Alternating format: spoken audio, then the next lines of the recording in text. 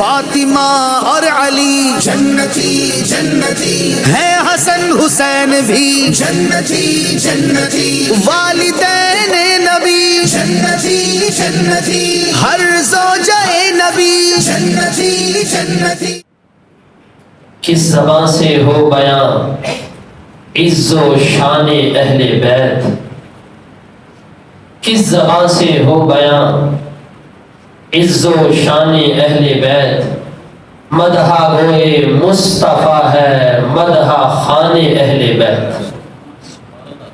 ان کی پاکی کا خدائے پاک کرتا ہے بیان، ان کی پاکی کا خدائے پاک کرتا ہے بیان، آیت تطہیر سے ظاہر ہے شان اہل بیت، ان کے گھر میں بے اجازت جبرائیل بھی آتے نہیں، ان کے گھر میں بے اجازت جبرائیل بھی آتے نہیں، قدر والے جانتے ہیں قدر و شان اہل بیت، اہل بیت پاک سے گستاخیاں بے باکیاں، اہل بیت پاک سے گستاخیاں بے باکیاں، لعنت اللہ علیکم دشمنان اہل بیت، اور بے ادب گستاخ فرقے کو سنا دے اے حسن۔ یہ حسن رضا خان مولانا امام احمد رضا خان رحمت الرحمن کے بھائی، انہوں نے یہ نعتیہ دیوان لکھا ہے۔ اب فرماتے ہیں بے ادب گستاخ فرقے کو سنا دے اے حسن، یوں کہا کرتے ہیں سنی داستان اہل بیت۔ آج کی میری اس گفتگو کا عنوان ہے نبی محترم صلی اللہ علیہ وآلہ وسلم کے اہل بیت اطہار کا ادب اور احترام۔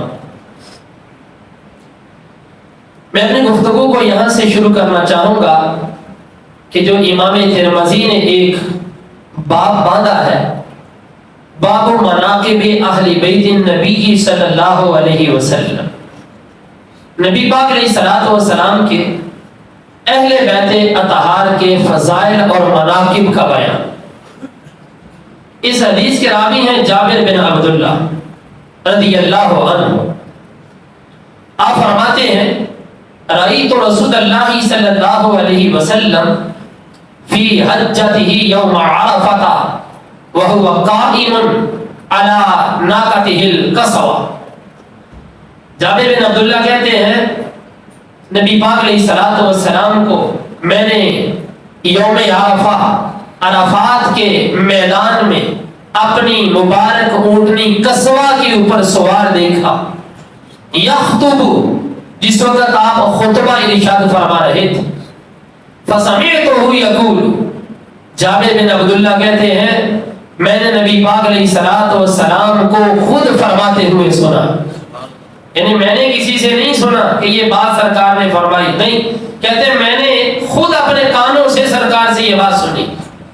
سرکار علیہ الصلوۃ والسلام نے اس خطبے میں ایک جملہ ارشاد فرمایا، یا ایھا الناس انی ترکت فیکم ما ان اخذتم بہ لن تضلوا کتاب اللہ وعطرتی اہل بیتی، اے لوگو بے شک میں تمہارے اندر کچھ چیزیں چھوڑ کے جا رہا، اگر تم ان کو تھام لوگے تو کبھی بھی گمراہ نہیں ہو سکتے، لن تضلوا، کبھی گمراہ نہیں ہو سکتے۔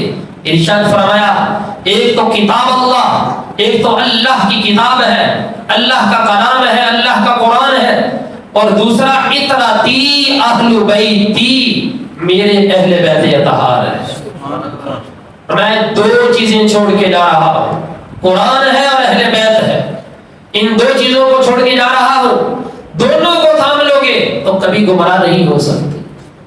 یہ دو چیزیں لازم و ملزوم ہیں، اگر قرآن ہے تو اہل بیت اطہار، اہل بیت اطہار ہے تو قرآن۔ اگر کوئی بندہ صرف قرآن کو تھامے، اہل بیت اطہار کی بات نہ کرے، یا اہل بیت اطہار کی بات تو کرے اور قرآن کے قریب تک نہ جائے، تو دوستو کبھی بھی راہ یاب نہیں ہو سکتا، کبھی بھی کامیاب نہیں ہو سکتا۔ گمراہی اس بندے کا مقدر ہوگی جو ان دونوں میں سے ایک کو لے دوسرے کو چھوڑے، اور وہ بندہ اپنی منزل مقصود تک پہنچ جائے گا جس کے پاس رب کا قرآن بھی ہو اور نبی پاک علیہ الصلوۃ والسلام کی اہل بیت اطہار بھی۔ تو دوستو یہ دونوں چیزیں ضروری، قرآن بھی اہل بیت اطہار بھی۔ تو قرآن کا مطلب کیا کہ قرآن ضروری ہے؟ قرآن ضروری ہے کا مطلب یہ ہے کہ قرآن کے حلال اور حرام کا لحاظ کیا جائے۔ قرآن نے کہا ہے یہ چیز حلال ہے، حلال پر عمل کیا جائے۔ قرآن نے یہ چیز کہی ہے حرام ہے، حرام سے اجتناب کیا جائے۔ اور اہل بیت اطہار کو تھاما جائے، کیا مطلب کہ ان کی سیرت کو پڑھا جائے، ان کی سیرت ہے کیا، انہوں نے کون سی عادات کو اختیار کیا اور کیسے اپنی زندگی گزاری، یہ ہے اہل بیت اطہار کو تھامنا۔ آئیے ذرا سنتے ہیں جامع ترمذی میں یہی باب ہے، اور دوسری حدیث جو امام ترمذی نے یہاں نقل فرمائی، وہ لکھتے ہیں رسول اللہ صلی اللہ علیہ وآلہ وسلم نے ارشاد فرمایا، احب اللہ، لوگو اللہ سے محبت کرو، لما یغذوکم من نعمہ، اس لیے کہ وہ تمہیں اپنی نعمتوں میں سے کھانے کو دیتا۔ یہ جو تم کھاتے ہو یہ اللہ کی نعمتیں ہیں، جو تمہیں دے رہا ہے نعمتیں اس سے پیار کرو، اس سے محبت کرو۔ وَأَحِبُّونِي بِحُبِّ اللَّهِ، لوگوں مجھ سے محبت کرو اللہ کی محبت کی وجہ سے، کیونکہ میں اللہ کا محبوب ہوں، مجھ سے محبت کرو بحب اللہ، اللہ کی محبت کی وجہ سے۔ وَأَحِبُّوا أَهْلَ بَيْتِي بِحُبِّي، اور میرے اہل بیت سے میری وجہ سے محبت کرو، میرے اہل بیت سے میری وجہ سے محبت کرو۔ کیا مطلب کہ ان کے خمیر کے اندر میرا خون شامل ہے، جس طرح تم میرا لحاظ کرتے ہو ان کا بھی لحاظ کرو۔ اب ذرا دیکھیے، جو ایمان کے واسطے نبی محترم صلی اللہ علیہ وسلم نے ان چار ہستیوں کو معیار قرار دیا ہے اور ایک دائرہ کھینچ دیا ہے، دیکھو تو صحیح یہ محبت کا کتنا اونچا پہلو ہے۔ رسول اللہ صلی اللہ علیہ وآلہ وسلم نے جناب مولا علی کرم اللہ تعالی وجہہ الکریم سے فرمایا، جناب فاطمہ الزہرا رضی اللہ تعالی عنہا سے فرمایا، والحسن والحسین رضی اللہ تعالی عنہما، ان سے فرمایا۔ یہ جامع الترمذی ہے، باب مناقب اہل بیت النبی صلی اللہ علیہ وآلہ وسلم ہے۔ میرے سرکار نے فرمایا، انا حرب لمن حاربتم وسلم لمن سالمتم۔ آپ نے فرمایا یہ چار ہستیاں وہ ہیں، ان کو مخاطب کر کے فرمایا کہ جن سے تمہاری صلح ہوگی ان سے محمد عربی کی بھی صلح، اور جن سے تمہاری جنگ ہوگی ان سے محمد عربی کی بھی جنگ ہے۔ دوستو یہ صلح اور لڑائی کا معیار، یہ ایک دوسرے کو جوڑنا اور ایک دوسرے سے دور ہونا، اس کا معیار اہل بیت اطہار کے ساتھ محبت۔ میرے سرکار نے فرمایا جن سے تم صلح کے واسطے ہاتھ بڑھاؤ گے ان سے میری بھی صلح ہوگی، اور جن سے تم ہاتھ پیچھے کر لو گے ان سے میری بھی جنگ ہوگی۔ تو دوستو میں یہاں پر رک کے ایک بات کہنا چاہوں گا کہ ہم اہل سنت و جماعت، ان کے عقیدے کی خوشبو بہت زیادہ، ہم نبی پاک علیہ الصلوۃ والسلام کے ادنا سے صحابی کا بھی ادب اور احترام کرتے۔ آپ کی تھوڑی سی نسبت رکھنے والی چیز ہو، تھوڑی سی نسبت کسی چیز کو حاصل ہو جائے، ہم اس کا بھی ادب اور احترام کرتے ہیں، اہل سنت کہتے ہی انہیں۔ تو وہ لوگ جو جناب امیر معاویہ رضی اللہ عنہ کو نعوذ باللہ شرابی بتاتے اور جواری بتاتے، ان لوگوں کے واسطے یہ کھلا پیغام ہے کہ یہ جملہ بولنے سے پہلے ذرا تاریخ کے جھروکوں میں دیکھنا، نبی پاک علیہ الصلوۃ والسلام نے اپنی سیادت کا جھنڈا کسے عطا فرمایا تھا؟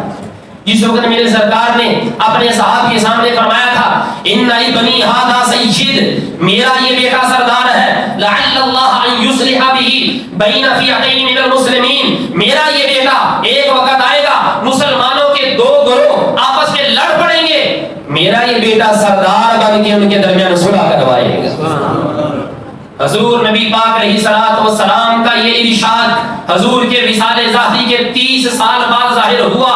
30 سال بعد جناب حسن مجتبی رضی اللہ تعالی عنہ نے جناب امیر معاویہ رضی اللہ عنہ سے صلح کی.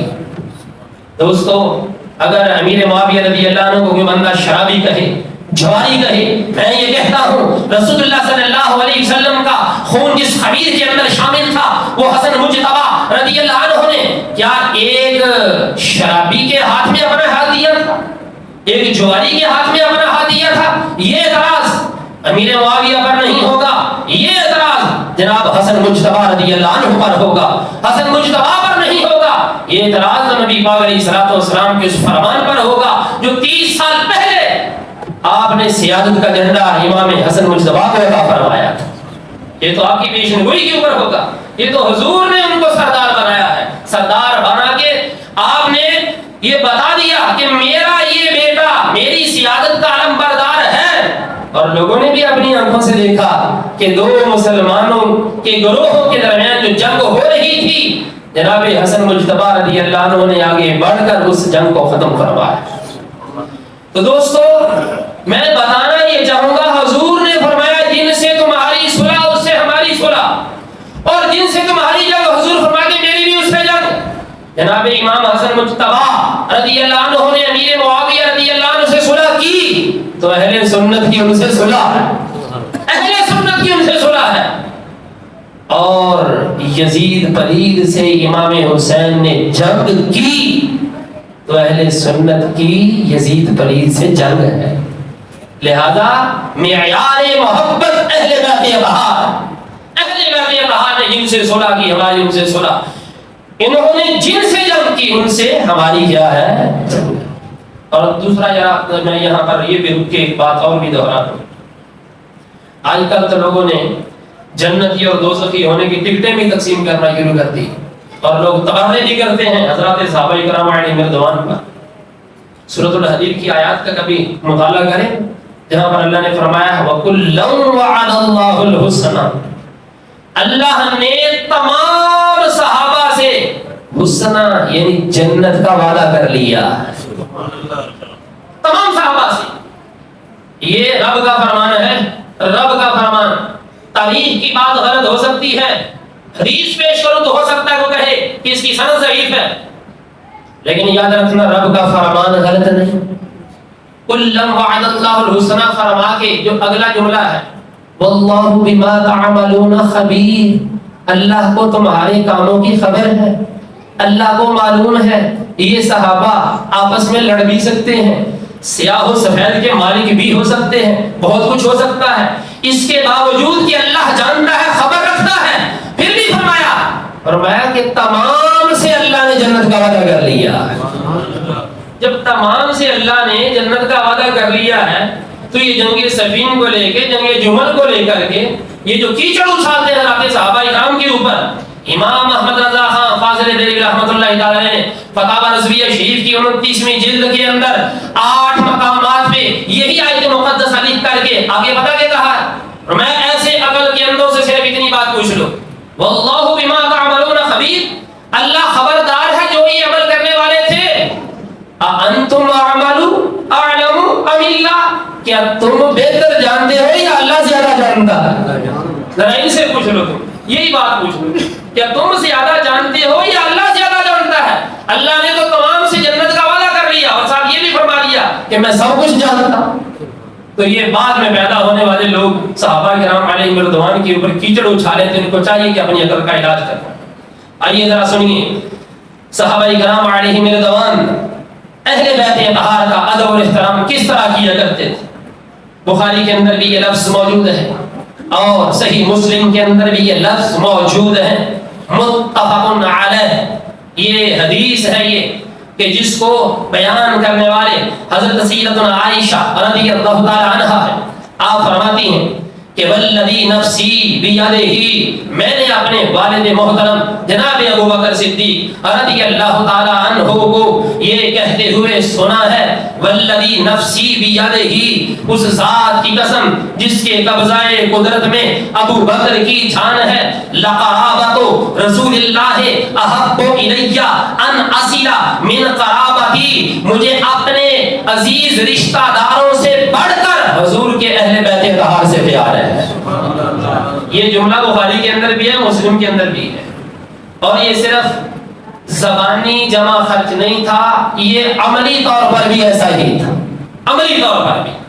اور پھر بخاری شریف کے اندر یہ لفظ ہے کان یوصی بہم، حضرت ابوبکر صدیق رضی اللہ عنہ اس کی وصیت بھی کیا کرتے تھے اور کہا کرتے تھے ارقبوا محمدا فی اہل بیتہ، حضور کے اہل بیت اطہار کا لحاظ کرنا، یعنی احفظوہ فیہ ولا تؤذوہم ولا تسیئوا الیہم، ان کو کبھی تکلیف نہ دینا، ان کی طرف کوئی بری بات منسوب نہ کرنا۔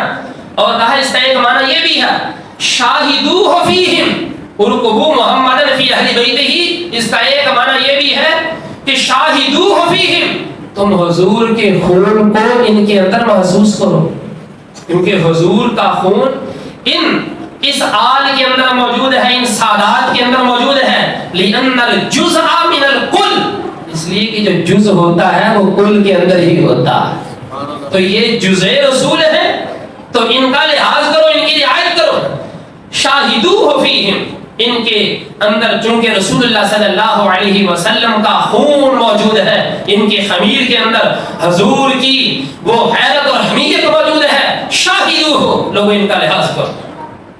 اور پھر دیکھو جناب سیدنا عمر بن خطاب رضی اللہ عنہ کی بات کریں، یحبہم کثیرا ویعظمہم غایۃ التعظیم، بہت زیادہ محبت کرتے، انتہا درجے کا احترام کرتے، اور یہاں تک ملتا ہے 61 سالی ہو جاتی تو نبی پاک علیہ الصلوۃ والسلام کے اہل بیت اطہار میں سے جناب عباس بن عبد المطلب جو حضور کے چچا ہیں اور حضور کے خونی رشتہ دار ہیں، ان کا بازو پکڑ کے اور پھر منبر کے قریب ان کو بلا کر کے رب کی بارگاہ میں دعا کرتے ہیں۔ دیکھیے وہ لفظ بخاری کے اندر موجود ہے، استسقى بالعباس بن عبد المطلب، کہ حضرت عمر بن خطاب رضی اللہ عنہ نے 61 سالی کے وقت جناب عباس بن عبد المطلب کا ہاتھ پکڑ کے دعا کی، کیا اللہم انا کنا نتوسل الیک بنبینا فتسقینا، اے اللہ بے شک ہم تیری بارگاہ میں تیرے نبی کا وسیلہ پیش کیا کرتے تھے، فتسقینا تو تو ہمیں سیراب کرتا تھا،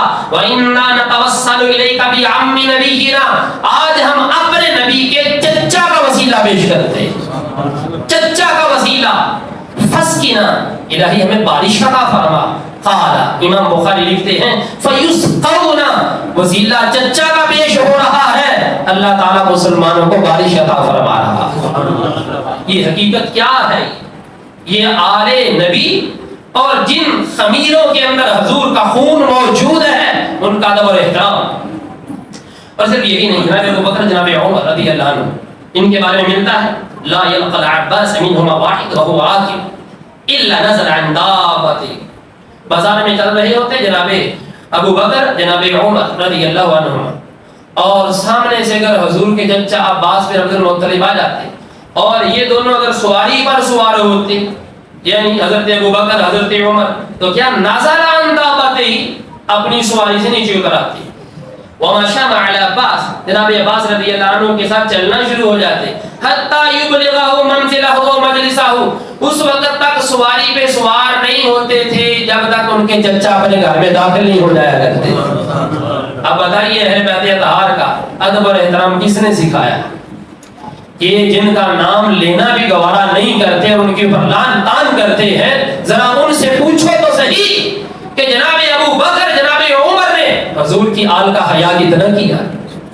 اور جناب عثمان غنی رضی اللہ عنہ کے بارے میں بھی اسی طرح کا جملہ علامہ ابن عبد البر نے الاستیعاب کے اندر لکھا، وہ لکھتے ہیں ان العباس بن عبد المطلب لم يمر بعمر ولا بعثمان، یہ حضرت عمر حضرت عثمان کی بات، وہما راکبان، کہ یہ دونوں سوار اور جناب عباس بن عبد المطلب رضی اللہ عنہ پیدل چل رہے ہیں، تو کیا ہے حتی یجوز العباس نزلا، یہ دونوں اپنی سواری سے نیچے اتر گئے، جب تک حضرت عباس گزر نہیں گئے. کیوں؟ اجلال لہو، ان کا ادب اور احترام کرنے کی وجہ سے، ان کے احترام کی وجہ سے اپنی سواری سے ان سے اتر گئے. وَيَقُولَانِ، اور دونوں آپس میں کہہ رہے تھے، عم النبی، یہ کوئی عام بندہ نہیں ہے، حضور کا چچا ہے، یہ حضور کے چچا ہیں. کان الصحب يعظمونه غایۃ التعظیم. علامہ حافظ مناوی لکھتے ہیں اسی وجہ سے حضور کے سارے ہی صحابہ حضور کی آل کا احترام کیا کرتے تھے. عبداللہ بن مبارک کے بارے میں سنیے ذرا، یہ صحابہ کی تربیت، اہل بیت اطہار کی تربیت ذرا سن لیجیے. آج تو لوگ کہتے ہیں نا اب مولویوں کی پتہ ہی، مولویوں کو پتہ ہی کافی نہیں. اچھا، منافقت ایسی ہے کہ مولویوں کے پیچھے نماز بھی پڑھتے ہیں، ٹھیک ہے جی، اور پھر مولویوں کی باتیں بھی سنتے ہیں، اور بس کچھ مولویوں کے بارے میں کہتے ہیں یہ تو جاہل ہوتے ہیں، ان کو کیا پتا قرآن کیا ہے، حدیث کیا ہے، اور اگر جو ہے وہ قرآن اور حدیث سیکھنا ہے تو کسی صوفی بندے سے سیکھ. یہ منافقت ہے، یہ دو رنگی ہے. زید بن ثابت ہیں، حضور کے صحابی ہیں جی، اور یہ وقت کے عالم دین بھی ہیں، اور ایک وقت تھا کہ یہ قاضی بھی تھے، زید بن ثابت رضی اللہ عنہ. اور دوسری طرف حضور صلی اللہ علیہ وسلم کے چچا کے بیٹے حضرت عبداللہ ہیں، جن کو عبداللہ بن عباس کہا جاتا. اور آپ کو پتا ہونا چاہیے عبداللہ بن عباس کے بارے میں نے کئی دفعہ کہا ہے کہ عبداللہ بن عباس کو حضور نے خود فرمایا حبر هذه الامہ، اس امت کا سب سے بڑا عالم عبداللہ بن عباس، اور جس نے سب سے پہلے قرآن کی تفسیر لکھی ہے وہ عبداللہ بن عباس ہی. اب دیکھیے زید بن ثابت حضور کے صحابی، دوسری طرف حضور کی آل کا ایک فرد ہے عبداللہ بن عباس. یہ جو صحابی رسول ہیں یہ اپنے گھوڑے کے اوپر سوار ہوتے. راکب زید بن ثابت فاخذ ابن عباس برقابه، حضرت زید بن ثابت اپنے گھوڑے پہ سوار ہوتے ہیں، حضرت عبداللہ بن عباس نے ان کے گھوڑے کی رکاب کو تھاما اور چلنا شروع کیا. اہل عرب کے اس دستور میں اس کو وقار کہا جاتا. کسی کو پروٹوکول دیا جاتا تو بندہ گھوڑے کے اوپر سوار ہوتا سواری پہ، تو اگلا بندہ اس کی رکاب کو تھام کے چلا کرتا تھا. یہ ان کو اس طریقے سے پروٹوکول دینے لگے تو حضرت زید بن ثابت نے کہا لا تفعل یا ابن عم رسول اللہ، اے اللہ کے رسول کے چچا کے بیٹے آپ ایسا نہ کیجیے. مجھے بہت شرم آ رہی ہے کہ رسول اللہ صلی اللہ علیہ وآلہ وسلم کے آل کا ایک فرد ہو اور میرے گھوڑے کی رکاب تھامے، مجھے بہت حیا آ رہی ہے. بقالا ہکذا امرنا ان نفعل بعلمائنا، حضرت عبداللہ بن عباس کہنے لگے بات پتہ کیا ہے، ہمیں یہ حکم دیا گیا ہے کہ ہم اپنے علماء کا ادب اسی طرح سے کریں، ہمیں یہ حکم دیا گیا ہے. زید بن ثابت رضی اللہ عنہ فوراً گھوڑے سے نیچے اترے، فقبل زید بن ثابت یدہ، جو گھوڑے سے نیچے اتر کر کے حضرت عبداللہ بن عباس رضی اللہ عنہ کا ہاتھ پکڑ لیا اور اس کو چوم لیا اور کہا ہکذا امرنا ان نفعل باہل بیت نبینا، ہمیں بھی حکم یہی ہے کہ ہم اہل بیت اطہار کا ادب اس طرح سے کریں. دیکھیے اہل بیت اطہار اس طریقے سے اصحاب کا احترام کر رہے ہیں اور اصحاب اہل بیت اطہار کا احترام کر رہے ہیں. یہی احترام ہے جو نبی پاک علیہ الصلوۃ والسلام نے دونوں کو سکھایا. آج جو فقط اہل بیت کی بات تو کرے لیکن اصحاب کی بات نہ کرے، یا فقط اصحاب کی بات کرے اہل بیت اطہار کی بات نہ کرے، اس کو ذرا اپنی تربیت کا بھی جائزہ لینا چاہیے. آئیے ذرا سنتے ہیں حضرت ابو ہریرہ رضی اللہ عنہ کا ایک فعل میری نظر سے گزرا. تو یہ علامہ ذہبی رحمۃ اللہ تعالی علیہ نے سیر و اعلام النبلاء کے اندر بھی اس کو ذکر کیا ہے. سیر و اعلام النبلاء اس کتاب کے اندر ابو المحزن رضی اللہ عنہ ان سے یہ روایت مروی ہے. وہ کہتے ہیں کننا فی جنازۃ، ہم ایک جنازے میں تھے تو فاقبل ابو ہریرہ، میں نے دیکھا کہ جناب ابو ہریرہ رضی اللہ تعالی عنہ ينفض بثوبه التراب عن قدم الحسین رضی اللہ تعالی عنہ. وہ کہتے ہیں میں نے اپنی آنکھوں سے دیکھا کہ جناب ابو ہریرہ رضی اللہ عنہ اپنے کپڑے کے ساتھ جناب امام حسین رضی اللہ عنہ کے قدموں کی گرد کو جھاڑ رہے، ینفض جھاڑ رہے ہیں، بثوبہ ہی اپنے کپڑے کے ساتھ، التراب اس مٹی کو جو امام حسین کے قدموں پر لگی ہوئی. دوستو یہ ادب اور احترام کس نے سکھایا؟ یہ لوگ تو جناب ابو ہریرہ کو گالی دے کے بلاتے اور یہ گالی سے چھوٹا لفظ بولتے بھی نہیں ہیں اور کہتے ہیں ابو ہریرہ کون ہے؟ اعوذ باللہ من ذالک. میں کہتا ہوں ابو ہریرہ وہ ہے جس نے امام حسین رضی اللہ عنہ کے قدموں کی خاک کو بھی چوما. ابو ہریرہ وہ ہے. اور پھر دیکھو حضرت انس بن مالک، حضرت انس رضی اللہ تعالی عنہ، ان کی بات بھی سن لیجیے. نبی پاک علیہ الصلوۃ والسلام کے گھر کے اندر خادم تھے. رسول صلی اللہ علیہ وسلم سے کتنی تربیت پائی. آج ہمارے ہاں ایک رواج ہوتا ہے نا، جب کوئی بڑا آتا ہے اس کے لیے کھڑے ہوتے ہیں، ایسے ہی ہے نا. یہ ہمارے معاشرے کے اندر یہ ایک ادب کا پہلو ہے. استاد آئے تو شاگرد کھڑے ہو جاتے ہیں، پیر صاحب آئے، شیخ صاحب آئے تو ہم جو ان کے احترام کے لیے کھڑے ہو جاتے ہیں. جناب انس رضی اللہ عنہ کنز العمال کے اندر علامہ ہندی علیہ الرحمہ نے بھی اس کو لکھا ہے. یہ 11ویں اور 12ویں جلد کے اندر یہ جملے موجود ہیں فضائل اہل بیت اطہار کے اس عنوان میں. وہ فرماتے ہیں لا یقومن احدکم من مجلسہ الا للحسن والحسین او ذریتہما. میں اگر کسی نے کسی کو پروٹوکول دینا ہے نا، یا تو وہ امام حسن کے لیے کھڑا ہو یا امام حسین کے لیے کھڑا ہو، یا پھر او ذریتہما، ان کی اولاد میں سے کوئی آ رہا ہو تو اس کے لیے کھڑا ہو جائے. دوستو یہ ادب اور احترام ان لوگوں نے بتایا جنہوں نے حضور کے گھر سے تربیت حاصل کی. یہ ادب اور احترام دوستو الحمدللہ الحمدللہ ثم الحمدللہ اہل سنہ کے پاس موجود ہے. یہ نام نہاد اہل سنہ کی بات نہیں کر رہا، میں حقیقی اہل سنہ کی بات کر رہا ہوں. وگرنہ اہل سنت کے اندر وہ کالی بھیڑیں بھی موجود ہیں جو غوث پاک کی 11ویں کا ختم بھی کھاتے ہیں اور ساتھ میں امیر معاویہ رضی اللہ عنہ کو گالی بھی بکتے ہیں، اور حضرت امام حسن مجتبی رضی اللہ عنہ کا نام تک نہیں لیتے، جو اہل بیت اطہار کے نام پر سب کچھ اپنی محبتیں بکھیرنے کا دعویٰ کرتے ہیں، لیکن ساتھ ساتھ حضور کے اصحاب کا وہ ادب بیان نہیں کرتے جو بیان کرنا چاہتے. دوستو یہ الحمدللہ ثم الحمدللہ اہل سنت کا یہ خاصہ ہے کہ ہم لوگ صحابہ کے بھی غلام ہیں اور اہل بیت اطہار کے بھی غلام ہیں. عمر بن عبدالعزیز کی بات آ گئی. میں ذرا ایک جملہ یہ بھی عرض کر دوں جو آج میں نے جو ہے وہ اس حوالے سے دیکھا کہ حضرت عمر بن عبدالعزیز کے بارے میں کہ اذا جاءه احد من اهل البيت، کوئی بھی نبی پاک علیہ السلام کی گھر کا فرد آتا، اگرچہ وہ بوڑھا ہوتا یا جو ہے وہ جوان ہوتا، تو یرفع مجلسہ ویقبل علیہ. کیا ہوتا؟ جب بھی کوئی آتا ان افراد میں سے کوئی بوڑھا یا بچہ تو اس کے واسطے اپنی مجلس سے نشست سے کھڑے ہو جاتے، اس کو اپنی جگہ پہ بیٹھاتے اور یقضی حوائجہ کلھا، اور ان کی حاجات کو پورا کرتے، جو بھی وہ کہتے پورا کرتے. ویقول، اور پھر بعد میں پتہ کیا کہتے؟ آج تو آپ آگئے ہیں اذا کانت لک حاجہ فاکتب الی وارثی. آئندہ اگر کوئی ضرورت پڑے نا تو آپ نے میرے پاس چل کے نہیں آنا، آپ نے مجھے یا تو لکھ کے بھیجنا ہے یا پھر پیغام بھیجنا ہے. جو کچھ بھی خدمت ہوئی وہاں پر کی جائے گی. کیوں؟ فَإِنِّي أَسْتَحْيِي مِنَ اللَّهِ أَن يَرَاكَ عَلَى بَابِي، کیونکہ مجھے اللہ سے بہت حیا آتی ہے کہ حضور کے خاندان کا کوئی فرد ہو میرے گھر کے دروازے پہ کھڑا ہو.